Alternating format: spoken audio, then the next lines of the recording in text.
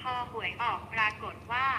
บอกใกล้เลยจากนิดเลขออกอย่างกระสานแต่มันบอกมีเลข5เลยจากตัวเดียว ไม่ใช่ ปากอันนี้เครียดคักแล่นใบหน้าหิ้งกุมารทองทุกโต๊ะปัน คือเฮ็ดกับพ่อจากงอที่ลูกพ่อซื้อเลข555คือบอดถือและลูกหลอกพ่อติทันใดนั้นมันกับฝันเห็นกุมารทองมาหาอีกเทื่อหนึ่งลูกกุมารเฮ็ดหน้าทะเลนใส่แล้วบอกว่าอีพ่อ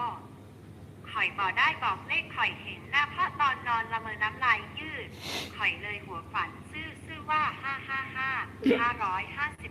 อันนี้ตลกก็ได้ โอ้ย เนาะ ยอแบบอันนี่หงายหลัง อันนี้ดีอันนี้ดี ได้กุมารบอกได้ให้โชคกุมารแค่ขับหน้าพ่อมันซื่อๆพาจนวินพุ่นละลูกหลาเอ้ย มีก็5ชื่อมีก็อันนี้หากุมารทองมันบ่ได้ให้หวยมันตลกหนาพอมันเนี่ย